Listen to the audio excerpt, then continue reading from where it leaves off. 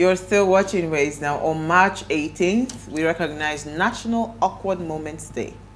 Now, this is an annual day that every person can relate to. We have all had our awkward moments from time to time, and they are part of our lives, and things just happen. Now, have you ever called someone by the wrong name, tripped over nothing, walking into a door, had completely wrong words come out of your mouth? I did. Or just forgotten what you were doing. Now, the list could go on and on. Sometimes things just do not seem to go right, and sometimes or some things happen that may make you feel like you want to run and hide. No matter the day, today or other day, everyone has them. So just laugh over it. So let me tell you what happened to me. I was comparing a big event at the hotel. It was a business summit. My pastor, Reverend Sam, was the keynote speaker. So I want to introduce them. Oh my goodness. I was supposed to say University of Virginia. The Virginia No. I kid you not. No. I kid you not. If not because it's the kind of person that I am. Like, I said, Virginia. It wasn't funny. No, it wasn't funny. But you know what? Because of the kind of person I am, I just laughed over it. You know, but after that day, I never. Do you know? I would not even. I never laugh. misspelled. No, I would be so shocked. You have to laugh. You have to laugh. You have to laugh. What? You have to laugh over it. If not, that would have messed up my entire day. You really University of Virginia. I said, what? So were they laughing? The people in the audience, were they laughing? At some point, well, I don't know. You can't think about the audience. If not, you'll actually You would just just freeze lose and shut down. No, it wasn't funny. Virginia, what happened to me? Like, I was like, when it came out. So what's the awkward moment? No, that was really awkward. No, that one just takes That was everything. epic. Yeah, that was epic. You know, for me, I think what's awkward is just, calling someone a name that is not theirs, So I, instead of calling Uti, I just say Uwa, So those are just the awkward moments. I try to process a lot before it comes out. Yeah. I've had many, but I just can't remember any right now. No, this one was No. You do. It's natural. It's normal. The amount of gatherings. I'm trying to think because I'm sure that this happened at work before, and that's probably the way. Especially when you're nervous. You say something but awkward moments, I think, is just part of life. You just have those times when you're not switched on or you're distracted and something happens. Well, I would like to know what Reverend Sam said. Funny enough, he just laughed. Yeah. Oh my god. So because he's like an easygoing person, Very easy. It was not funny that day. I wanted to enter the ground, but I had to laugh at myself, just to ease off the tension and just move on. It was not funny. Wow. The whole room, just picture a hotel. The hall was packed. I was a compare I said, Jesus. I guess you were nervous. Because he was now I was not supposed to introduce him. So I had one of the guys that was part of the panel that was supposed to hand over, because he's like the biggest speaker and everything. It was the excitement. I didn't know when. It was not funny.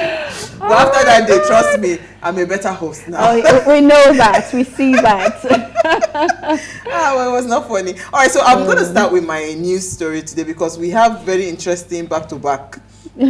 Following up from our conversation yesterday. We're not done with you guys yet. So, what's her name? Bianca Ojukwu has come out to speak on why she slapped. Oh my God! Why there was a slap? Slapped the slappy. The slappy. Why there was a slap? And she says, first of all, let me just summarize. While she was seated, first of all, the first lady, ex-first lady, walked into that hall an hour, visibly late, over an hour late, and she came in. So she saw her walking towards her, and she actually thought she was coming to exchange pleasantries, like to greet her and all of that. And the next thing, when she came close, that she was reeking, first of all, of whiskey. So she was really drunk, that she was now wondering, how can somebody be that drunk at that early hours of the day? Then she was really drunk, and she was charging at her. So at some point, she touched her shoulder twice. She said, don't touch me. And tried to that even everybody around her were calming her down. She just said, so it was at the point where she was now trying to take off her headgear that she then got up to defend herself, that the slap was in self-defense. Wow. So she had to defend herself and all of that. Wow. So she now said something. She said, I like the part where she just said that, she said, how could a first lady be so drunk at that time? I stayed back to watch the ceremony till the end and left with my dignity intact. That's the part I like. I like that. But that's the story. So because everybody kept on wondering what would have gone wrong, because we heard and yet at some point she was saying how she was mentioning the unprintable names that we heard her screaming out, calling her all sorts of names and all of that. Then she had to pull off her wig, and that one dragged the wig. You know, it was just a messy.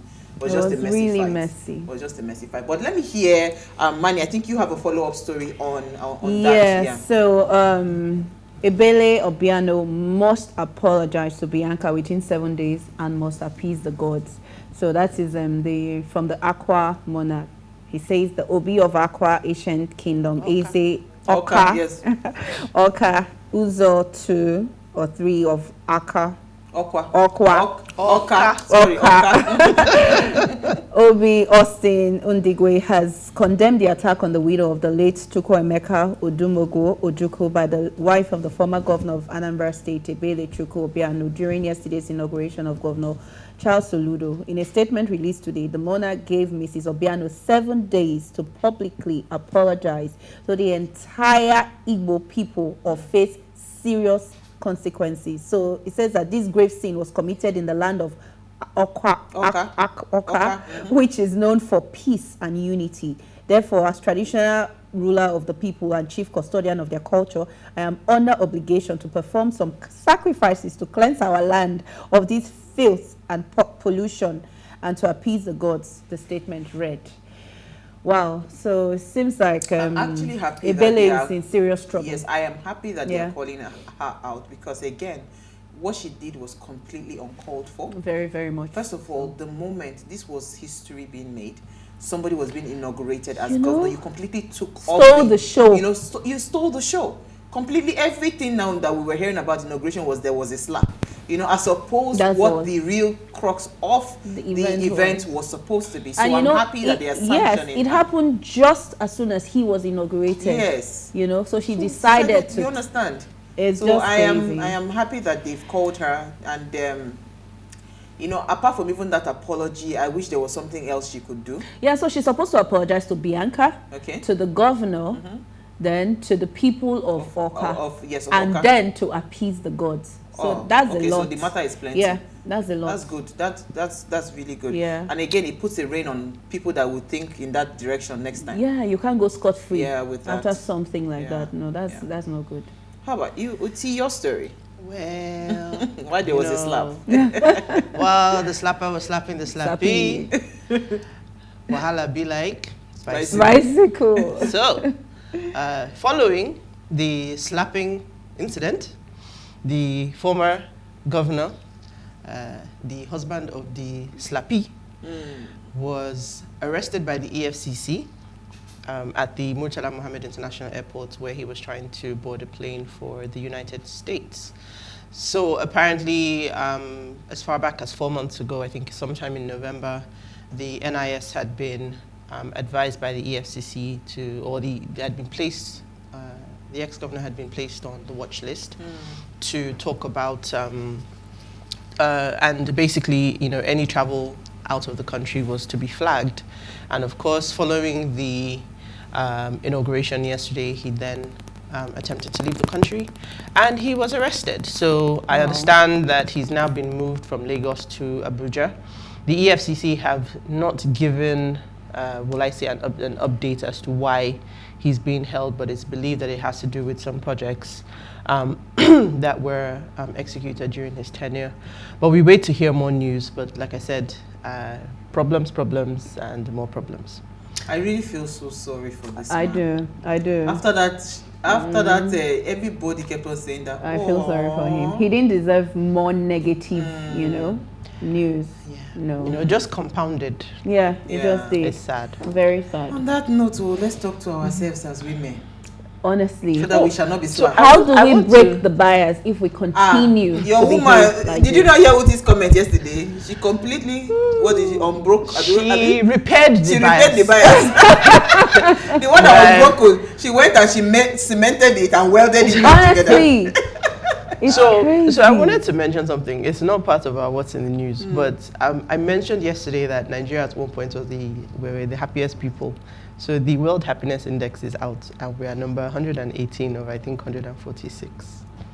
So we've dropped. With No. diesel, with everything that is happening, No. We are no longer Nigeria, happy. we are not happy people, and the world is acknowledging that we are not happy people. Oh, So, touche. As well, touche. All right, we'll take a break. When we come back from the break, we want to discuss women. Stay with us. We'll be right back.